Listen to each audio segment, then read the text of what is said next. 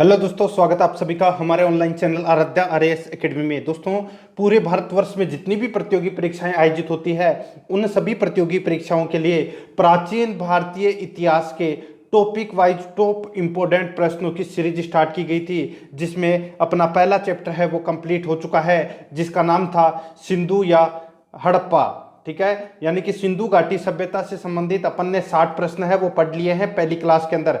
आज अपनी दूसरी नंबर की क्लास है और आज अपन इसमें वैदिक सभ्यता से संबंधित 60 प्रश्न पढ़ेंगे, जो आपकी प्रतियोगी परीक्षा के लिए अत्यंत महत्वपूर्ण है। इन प्रश्नों को दोस्तों आपको रटना है और आराध्या आरएएस एकेडमी के यूट्यूब चैनल को सब्सक्राइब जरूर करना है, बेल आइकन को दबाना है, वीडियो को लाइक और अपने दोस्तों के पास में शेयर जरूर करें। दोस्तों, अगर आपने पहली क्लास अगर नहीं देखी है तो वो जरूर देख ले।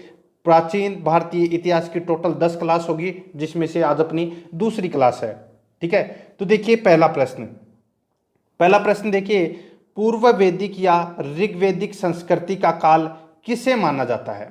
तो सबसे पहले मैं आपको बता दूं, वैदिक सभ्यता। देखिए, वैदिक सभ्यता को ही आर्य सभ्यता कहा जाता है, क्योंकि इस सभ्यता का विकास आर्य जाति के लोगों द्वारा किया गया था। ठीक है, जो कि आपको इसमें याद रखना है। ठीक है, देखिए आर्य है वो आर्य सभ्यता है वो ग्रामीण सभ्यता थी। क्या थी? ग्रामीण सभ्यता। अब आप देखिए यहाँ पे पूर्व वैदिक या ऋग्वैदिक संस्कृति का काल किसे माना जाता है? तो वो है 1500 ईसा पूर्व से 1000 ईसा पूर्व तक पूर्व वैदिक या ऋग्वैदिक संस्कृति का काल माना जाता है। ए नंबर का ऑप्शन बिल्कुल सही उत्तर हो जाएगा इसका। आगे देखिए दोस्तों, इसमें सेकंड नंबर प्रश्न है, उत्तर वैदिक संस्कृति का काल किसे माना जाता है? उत्तर वैदिक संस्कृति का काल है वो किसे माना जाता है? तो वो माना जाता है दोस्तों 1000 ईसा पूर्व से 600 ईसा पूर्व तक। 1000 ईसा पूर्व से 600 ईसा पूर्व तक ये दोस्तों उत्तर वैदिक संस्कृति का काल माना जाता है। याद रखना, इसमें बी नंबर का जो ऑप्शन है वो इसका बिल्कुल सही उत्तर हो जाएगा। आगे देखिए, इसमें सेकंड नंबर प्रश्न है, आर्य शब्द का शाब्दिक अर्थ क्या है? तो आर्य शब्द का शाब्दिक अर्थ क्या है? तो इसका राइट आंसर हो जाएगा वो है दोस्तों ये इसका शाब्दिक अर्थ है श्रेष्ठ या कुलीन। श्रेष्ठ या कुलीन। तो इसका राइट आंसर बी नंबर का ऑप्शन बिल्कुल सही उत्तर हो जाएगा, श्रेष्ठ या कुलीन। नेक्स्ट, प्रारंभिक आर्यों के बारे में निम्न कथनों में से कौन सा सही नहीं है? तो कौन सा इसमें सही नहीं है? आर्यों के बारे में है। ठीक है, देखिए वे संस्कृत बोलते थे, बिल्कुल सही है। वे घुड़सवारी किया करते थे, ये भी इसमें सही है। वे कई झुंडों में भारत पहुंचे थे, तो दोस्तों ये भी बिल्कुल सही है। खैबर दर्रे के जरिए ये दोस्तों इन्होंने भारत में प्रवेश किया था, यानी कि हिंदू कुश पहाड़ में से इन्होंने दोस्तों रास्ता निकाल के और भारत में प्रवेश किया था, ये भी दोस्तों इसमें बिल्कुल सही है। चौथा है इसमें, वे मुख्यतः नगरों में निवास करते थे। तो मैंने आपको शुरू में ही बता दिया था कि देखिए आर्य सभ्यता है वो ग्रामीण सभ्यता थी, तो यहाँ पे नगरों में नहीं, यहाँ पे ग्रामीण क्षेत्रों में निवास करते थे। तो अपना राइट आंसर इसमें डी नंबर का ऑप्शन हो जाएगा, क्योंकि ये सही नहीं है। आगे देखिए 5 नंबर का प्रश्न है, इनमें से किस फसल का ज्ञान वैदिक काल के लोगों को नहीं था? तो कौन सी फसल का ज्ञान है वो वैदिक काल के लोगों को नहीं था? तो इसका राइट आंसर हो जाएगा वो है दोस्तों, देखिए जौ, गेहूं और चावल, इन तीनों का दोस्तों ज्ञान था, लेकिन यहाँ पे तंबाकू दे रखा है, तंबाकू का ज्ञान है वो नहीं था। ठीक है, वैदिक काल के लोगों को तंबाकू का ज्ञान नहीं था, तो इसका राइट आंसर डी नंबर का ऑप्शन बिल्कुल सही उत्तर हो जाएगा। आगे देखिए दोस्तों, इसमें 6 नंबर प्रश्न है, उत्तर वैदिक काल के वेद विरोधी और ब्राह्मण विरोधी धार्मिक अध्यापकों को किस नाम से जाना जाता था? उत्तर वैदिक काल के वेद विरोधी और ब्राह्मण विरोधी धार्मिक अध्यापकों को किस नाम से जाना जाता था? तो दोस्तों किस नाम से? तो श्रमण के नाम से जाना जाता था। किस नाम से? श्रमण के नाम से। ठीक है, तो इसका राइट आंसर हो जाएगा वो है इसमें बी नंबर का ऑप्शन है वो इसका बिल्कुल सही उत्तर हो जाएगा। आगे देखिए, इसमें 7 नंबर का प्रश्न है, वैदिक गणित का महत्वपूर्ण अंग है। वैदिक गणित का महत्वपूर्ण अंग है वो कौन सा है? तो इसका राइट आंसर हो जाएगा वो है दोस्तों इसमें कौन सा? तो वो है शुल्ब सूत्र। कौन सा? शुल्ब सूत्र है। ये वैदिक गणित का महत्वपूर्ण अंग है। तो इसका बिल्कुल सही उत्तर हो जाएगा सी नंबर का ऑप्शन बिल्कुल राइट आंसर। नेक्स्ट क्वेश्चन है 8 नंबर प्रश्न है, किस वेद में प्राचीन वैदिक युग की संस्कृति के बारे में सूचना दी गई है? तो यहाँ पे देखिए दोस्तों, किस वेद में प्राचीन वैदिक युग की संस्कृति के बारे में सूचना दी गई है? तो इसका राइट आंसर हो जाएगा वो है दोस्तों ऋग्वेद। किसमें? ऋग्वेद में दोस्तों यह सूचना है ये दी गई है। ऋग्वेद के बारे में आपको थोड़ा बता देता हूं। देखिए दोस्तों, इसमें वेद है वो 4 प्रकार के थे, ऋग्वेद, सामवेद, यजुर्वेद और अथर्ववेद। ठीक है, जिसमें से ऋग्वेद में 10 मंडल, कितने? 10 मंडल, 1028 इसमें क्या थे? श्लोक थे। कितने श्लोक? और 1028 श्लोक में से 1017 है वो क्या थे? सूक्त।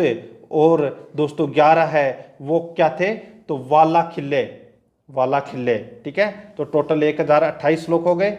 और इसमें लगभग 10,600 मंत्र थे। क्या थे? इसमें 10,600 मंत्र थे। ये भी आपको इसमें याद रखना है। ऋग्वेद इसका राइट आंसर हो जाएगा। नेक्स्ट क्वेश्चन है 9 नंबर प्रश्न है, निम्नलिखित में से उत्तर वैदिक काल में लिखे गए ग्रंथों का सही क्रम कौन सा है? निम्नलिखित में से उत्तर वैदिक काल में लिखे गए ग्रंथों का सही क्रम कौन सा है? तो इसका राइट आंसर हो जाएगा वो है वेद, ब्राह्मण, आरण्यक और उपनिषद। वेद, ब्राह्मण, आरण्यक और उपनिषद। याद रखना, इसका राइट आंसर ये क्रम है। ये पूछ सकता है आपको। ए नंबर का ऑप्शन बिल्कुल सही उत्तर। सबसे पहले वेद, फिर उसके बाद में दोस्तों वेद खत्म होते ही देखिए ब्राह्मण। ठीक है, और ब्राह्मण के बाद में दोस्तों आरण्यक, जिसका अर्थ होता है जंगल। ठीक है, और फिर उसके बाद में उपनिषद। ये भी आपको इसमें याद रखना है। ठीक है, तो इसका ए नंबर ऑप्शन बहुत ही राइट आंसर हो जाएगा। और ये बहुत ही ज़्यादा इंपॉर्टेंट प्रश्न है वैदिक साहित्य के लिए, ये सबसे महत्वपूर्ण प्रश्न है। ठीक है, आगे देखिए 10 नंबर प्रश्न है, वेदों की संख्या कितनी है? तो दोस्तों मैंने आपको बताया था वेदों की संख्या कितनी है? 4, ऋग्वेद, यजुर्वेद, सामवेद और अथर्ववेद। ठीक है, आगे देखिए 11 नंबर का प्रश्न है, कौन से 3 वेद संयुक्त रूप से त्रयी और वेद त्रयी कहलाते हैं? कौन से वेद संयुक्त रूप से त्रयी और वेद त्रयी कहलाते हैं? तो इसका राइट आंसर हो जाएगा वो है दोस्तों इसमें ऋग्वेद, यजुर्वेद और सामवेद। ऋग्वेद, यजुर्वेद और सामवेद, यानी कि शुरुआत के जो 3 वेद हैं वो दोस्तों त्रयी या वेद त्रयी कहलाते हैं। तो इसका राइट आंसर हो जाएगा, देखिए इसमें ऋग्वेद, यजुर्वेद, सामवेद। ए नंबर का ऑप्शन बिल्कुल सही उत्तर हो जाएगा। नेक्स्ट 12 नंबर का प्रश्न है, भारत के राज चिन्ह में प्रयुक्त होने वाले शब्द सत्यमेव जयते किस उपनिषद से लिए गए हैं? देखिए मैंने आपको बताया था वैदिक साहित्य में 4 नाम याद करने को बोला था मैंने आपको, वेद, ब्राह्मण, अरण्यक और उपनिषद। सबके लास्ट वाला कौन सा है? उपनिषद। ठीक है, और दोस्तों भारत का जो सूत्र वाक्य है सत्यमेव जयते, वो दोस्तों उपनिषद यानी कि मुंडकोपनिषद से लिया गया है। कहाँ से? तो मुंडकोपनिषद से लिया गया है ये सत्यमेव जयते शब्द। तो इसमें ए नंबर का ऑप्शन बिल्कुल सही उत्तर हो जाएगा। नेक्स्ट क्वेश्चन है, आगे देखिए इसमें ऋग्वैदिक आर्यों का मुख्य व्यवसाय क्या था? तो ऋग्वैदिक आर्यों का मुख्य व्यवसाय क्या था? तो इसका राइट आंसर क्या हो जाएगा दोस्तों? वो है इसमें देखिए आर्यों का जो मुख्य व्यवसाय था वो पशुपालन एवं कृषि था। ठीक है, पशुपालन एवं कृषि था, लेकिन अपन है वो पशुपालन को विशेष महत्व देंगे क्योंकि पशुपालन इसका राइट आंसर हो जाएगा। ठीक है, वैसे तो कृषि भी करते थे लेकिन कृषि का इसमें कम उल्लेख है, पशुपालन का ज़्यादा उल्लेख है। ठीक है, तो इसमें बी नंबर ऑप्शन बिल्कुल सही उत्तर हो जाएगा। नेक्स्ट 14 नंबर का प्रश्न है, इसमें देखिए भारतीय संगीत का आदि ग्रंथ कहा जाता है। तो भारतीय संगीत का आदि ग्रंथ है वो किसे कहा जाता है? तो ये कहा जाता है दोस्तों सामवेद को। किसको कहा जाता है? सामवेद को। देखिए इसमें साम का अर्थ होता है, साम वेद है ना, साम का अर्थ होता है दोस्तों गान। क्या होता है? गान। इसकी ऋचाओं का गान ज्ञान करने, यानी कि इसकी ऋचाओं का गान करने वाले ब्राह्मण को उद्गात्र कहते थे। ठीक है, सामवेद में कुल है 1549 ऋचाएं हैं। वेदों में सामवेद को भारतीय संगीत का जनक कहा जाता है। तो इसमें डी नंबर ऑप्शन बिल्कुल सही उत्तर हो जाएगा। आगे देखिए, प्रथम विधि निर्माता कौन है? प्रथम विधि निर्माता कौन है? तो दोस्तों वो थे मनु। ए नंबर का ऑप्शन बिल्कुल सही उत्तर हो जाएगा, मनु। 16 नंबर का प्रश्न है, कृष्ण भक्ति का प्रथम और प्रधान ग्रंथ है। कृष्ण भक्ति का प्रथम और प्रधान ग्रंथ है तो वो कौन सा है? तो वो है दोस्तों श्रीमद् भगवत गीता। श्रीमद् भगवत गीता ये दोस्तों कृष्ण भक्ति का प्रथम और प्रधान ग्रंथ है। तो इसका राइट आंसर हो जाएगा वो है इसमें बी नंबर का ऑप्शन बिल्कुल सही उत्तर हो जाएगा। ठीक है, आगे देखिए, इसमें 17 नंबर का प्रश्न है, ऋग्वेद में संपत्ति का प्रमुख स्रोत क्या है? ऋग्वेद में संपत्ति का प्रमुख स्रोत है वो क्या है? तो इसका राइट आंसर क्या हो जाएगा? वो है दोस्तों इसमें देखिए गोधन। गोधन है ये संपत्ति का प्रमुख रूप से स्रोत है, गोधन। तो इसका राइट आंसर वो है इसमें ए नंबर का जो ऑप्शन है वो इसका बिल्कुल सही उत्तर हो जाएगा। ठीक है, देखिए एक चीज मैं आपको और बता दूं, देखिए ऋग्वेद में 10वें मंडल में पुरुष सूक्त का जिक्र आता है जिसमें 4 वर्णों ब्राह्मण, क्षत्रिय, वैश्य और शूद्र का उल्लेख है। ये 4 वर्ण आपको याद रखने हैं, ब्राह्मण, क्षत्रिय, वैश्य और शूद्र।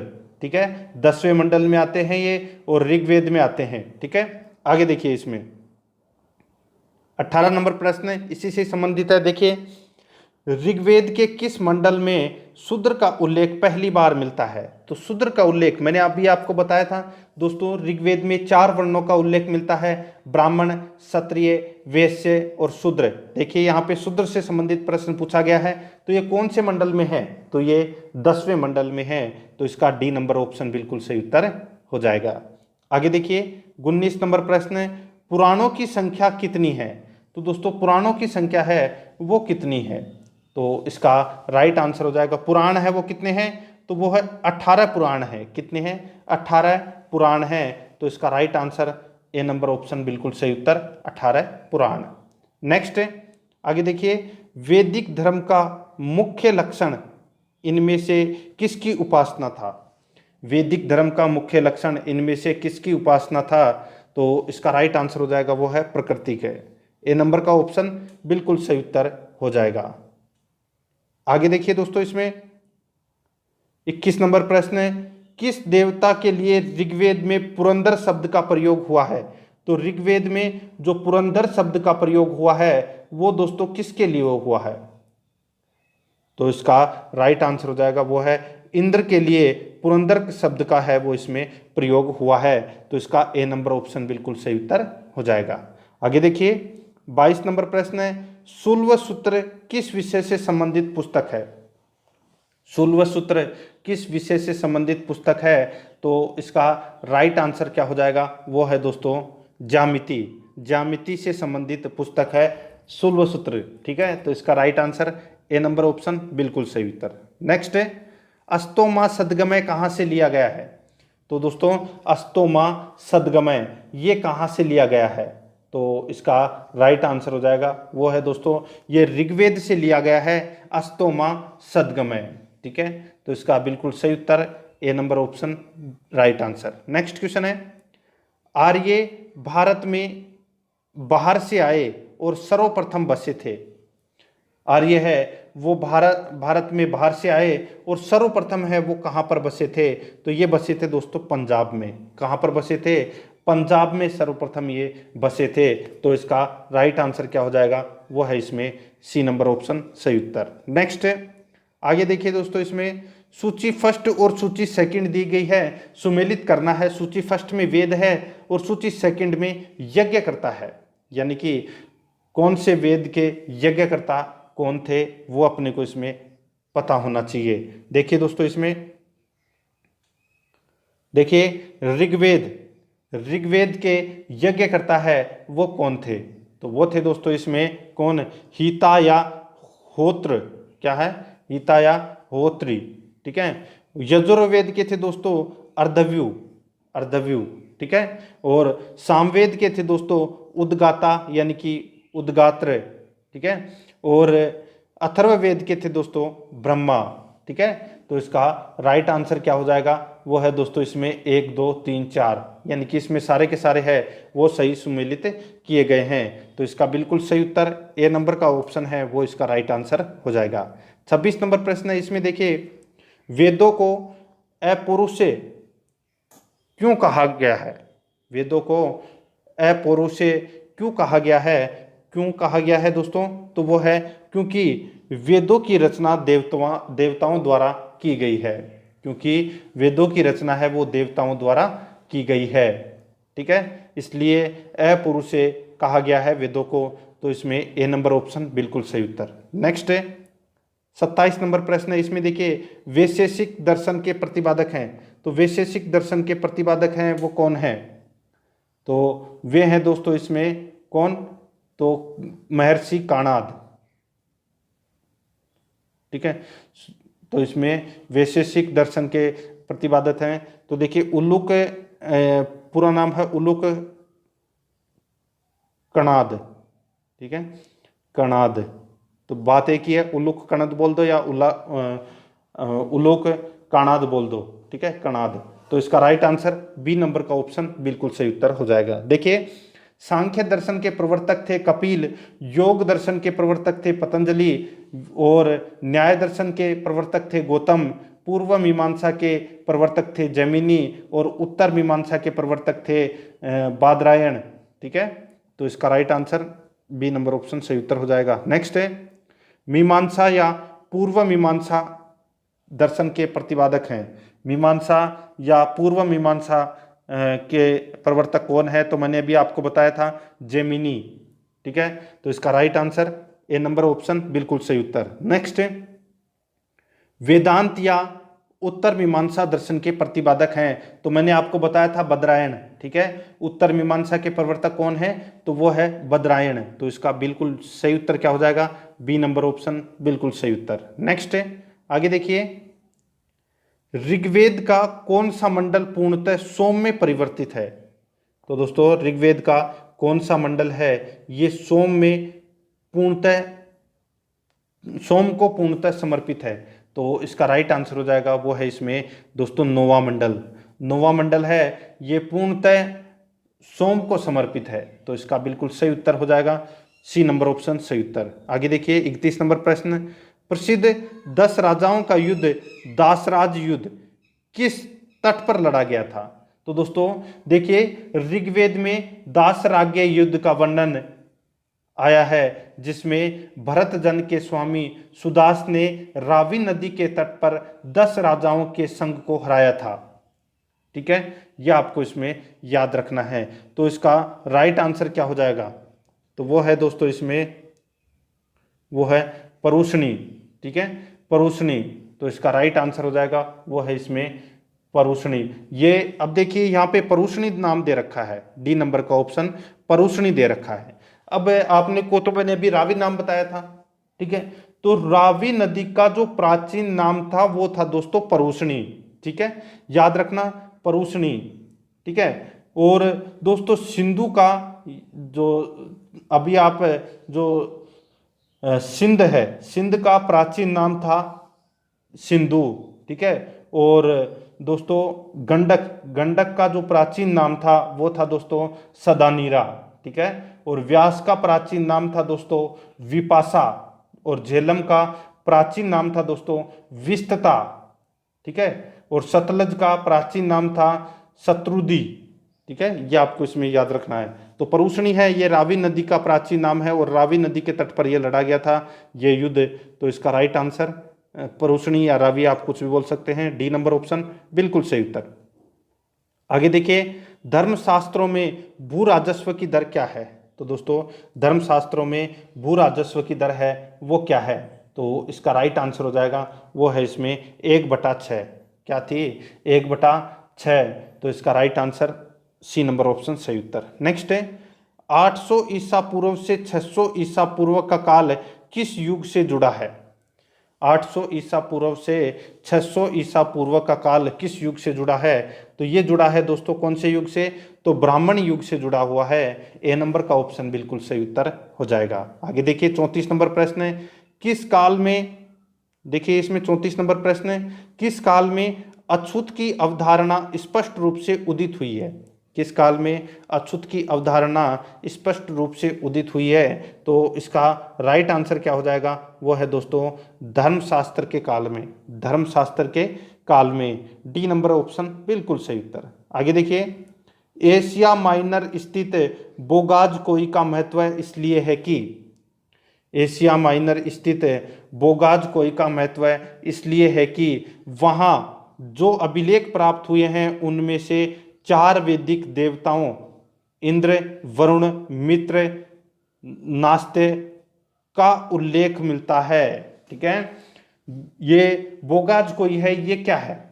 तो दोस्तों ये एक अभिलेख है, यहां से एक अभिलेख मिला है। ठीक है, और उस अभिलेख से दोस्तों अपने को इंद्र, वरुण, मित्र, नास्ते इसका उल्लेख मिलता है। तो इसका राइट आंसर हो जाएगा इसमें ए नंबर का ऑप्शन बिल्कुल सही उत्तर हो जाएगा। ये इसका राइट आंसर हो जाएगा पहला नंबर का ऑप्शन। आगे देखिए दोस्तों, इसमें 36 नंबर प्रश्न है, गायत्री मंत्र देवी सर्वितु को संबोधित, गायत्री मंत्र किस पुस्तक में मिलता है? तो दोस्तों गायत्री मंत्र है ये किस वेद में या वेद में मिलता है? तो इसका राइट आंसर हो जाएगा, ये है दोस्तों इसमें ऋग्वेद में। ठीक है, तो इसका राइट आंसर ए नंबर का ऑप्शन सही उत्तर हो जाएगा। नेक्स्ट है, आगे देखिए, न्याय दर्शन को प्रचारित किया था। तो दोस्तों न्याय दर्शन को प्रचारित है वो किसने किया था? देखिए न्याय दर्शन के प्रवर्तक हैं वो कौन थे? तो गौतम।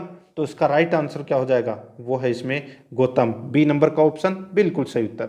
नेक्स्ट है, प्राचीन भारत में निष्क से जाने जाते थे। तो प्राचीन भारत में निष्क है वो किसको बोलते थे? तो ये बोलते थे दोस्तों स्वर्ण आभूषण को, स्वर्ण आभूषण को निष्क बोलते थे। क्या बोलते थे? निष्क। तो इसका ए नंबर ऑप्शन बिल्कुल सही उत्तर। ठीक है, देखिए व्यापार हेतु वस्तु विनिमय प्रणाली प्रचलित थी, विनिमय के माध्यम के रूप में निष्क का भी उल्लेख मिलता है। तो निष्क का मतलब होता है कि स्वर्ण आभूषण का भी उल्लेख मिलता है। A number option right answer. Next है, योग दर्शन के प्रतिपादक हैं। तो दोस्तों मैंने आपको बताया था योग दर्शन के प्रवर्तक हैं पतंजलि। तो इसका राइट आंसर ए नंबर का ऑप्शन हो जाएगा पतंजलि। नेक्स्ट है, आगे देखिए, उपनिषद पुस्तकें हैं, उपनिषद पुस्तकें हैं, तो ये किस पर आधारित है? तो ये किस पर आधारित है?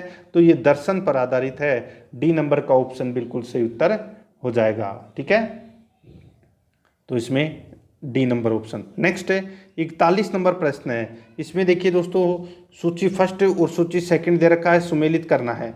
सूची फर्स्ट में वेद दे रखे हैं और सूची सेकंड में क्या हुआ है वो अपने को इसमें बताना है। देखिए दोस्तों, इसमें ऋग्वेद, ऋग्वेद में दोस्तों अपने को स्रोत एवं प्रार्थनाएं की जानकारी मिलती है, स्रोत एवं प्रार्थनाओं की जानकारी मिलती है ऋग्वेद में। और देखिए यजुर्वेद में दोस्तों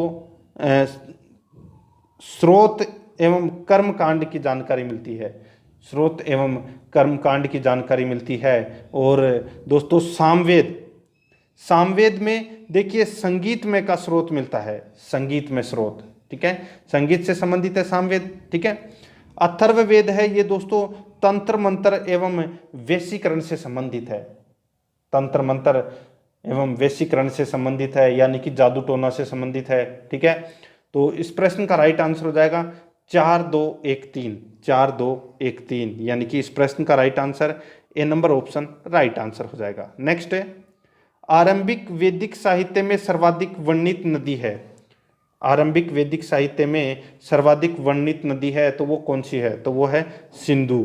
ठीक है, तो इसमें ए नंबर ऑप्शन बिल्कुल सही उत्तर हो जाएगा। आगे देखिए, उपनिषद काल के राजा अश्वपति शासक थे,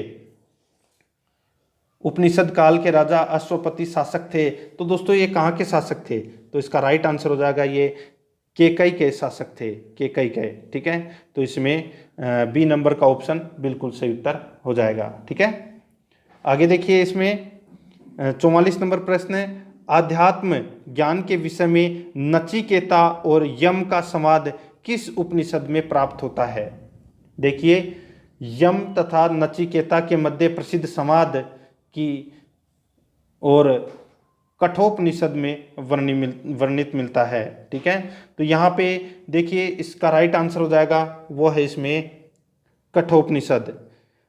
आध्यात्म ज्ञान के विषय में नचिकेता और यम का संवाद किस उपनिषद में प्राप्त होता है, तो वो है कठोपनिषद में। सी नंबर का ऑप्शन बिल्कुल सही उत्तर हो जाएगा। ठीक है, आगे देखिए इसमें 45 नंबर प्रश्न, वैदिक नदी कुंभा जिसका प्राचीन नाम दोस्तों काबुल, वैदिक नदी कुंभा का स्थान कहाँ निर्धारित होना चाहिए, तो कहाँ निर्धारित होना चाहिए, तो दोस्तों ये अफगानिस्तान में निर्धारित होना चाहिए। ठीक है, तो इसका राइट आंसर क्या हो जाएगा, ए नंबर का ऑप्शन बिल्कुल सही उत्तर। नेक्स्ट है, आगे देखिए कपिल मुनि द्वारा प्रतिपादित दार्शनिक प्रणाली है, तो कपिल मुनि ने दोस्तों सांख्य दर्शन दिया था। क्या दिया था, सांख्य दर्शन, तो इसका right answer B number option सही उत्तर सांख्य दर्शन। नेक्स्ट है 47 नंबर प्रश्न है, भारत के किस स्थल की खुदाई से लोह धातु के प्रचलन के प्राचीनतम प्रमाण मिले हैं।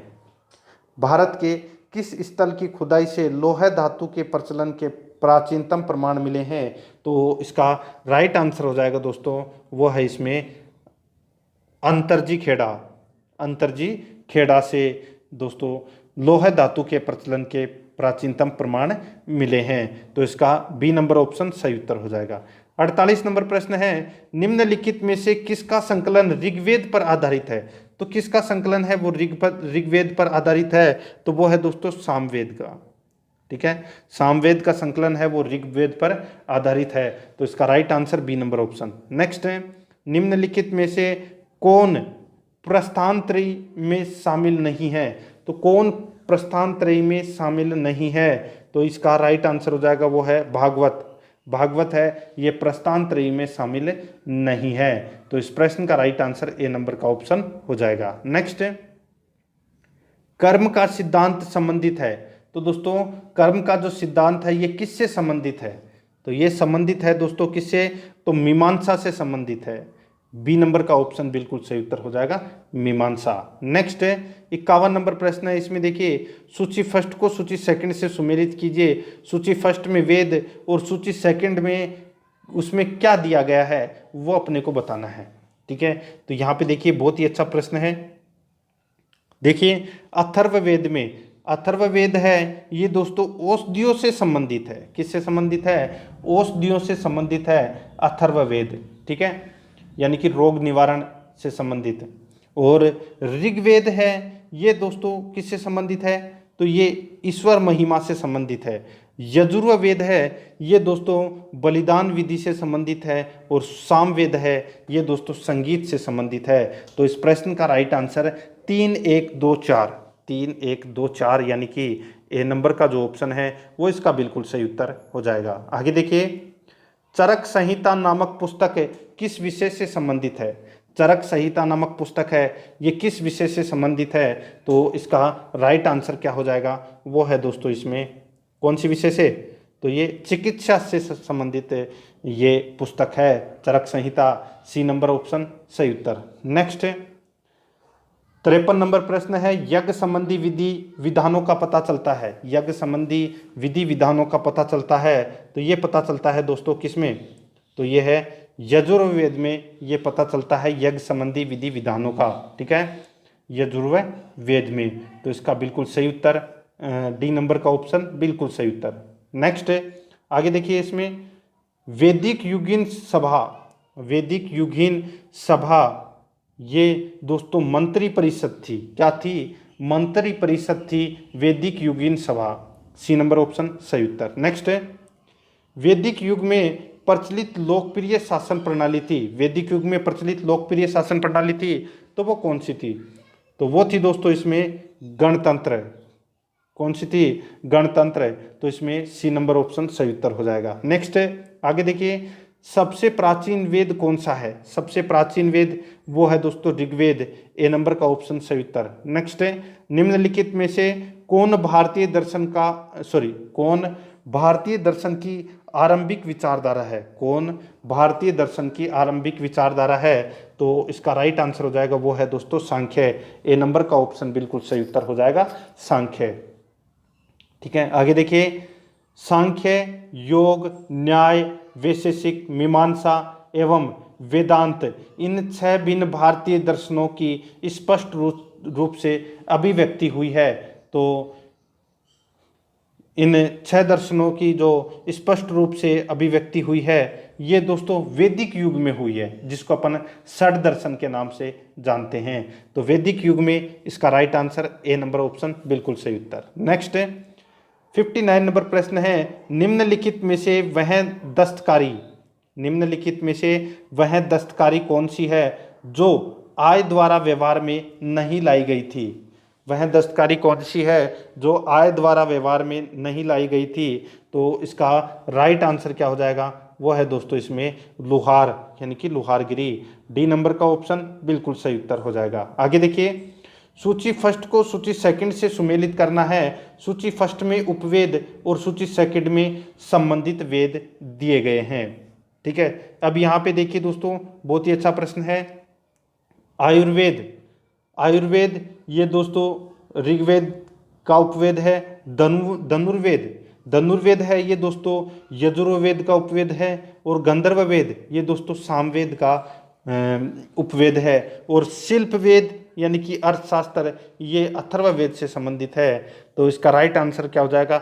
1 2 3 4 यानी कि ए नंबर ऑप्शन बिल्कुल सही उत्तर हो जाएगा। ये दोस्तों आज मैंने आपको वैदिक सभ्यता से संबंधित ये प्रश्न करवाए हैं। प्रश्न आपको कैसे लगे कमेंट करके जरूर बताएं। और कल अपना नया टॉपिक आएगा भारतीय प्राचीन इतिहास में, तो बने रहिए आराध्य आर्यस एकेडमी के साथ में। अगर आपने पिछला वीडियो नहीं देखा है तो उसको जरूर देख लें और आराध्य आर्यस एकेडमी के यूट्यूब चैनल को सब्सक्राइब जरूर करें, बेल आइकन को दबाएं, वीडियो को लाइक और अपने दोस्तों के पास में शेयर जरूर करें। मिलते हैं दोस्तों नेक्स्ट वीडियो में। जय हिंद, जय भारत।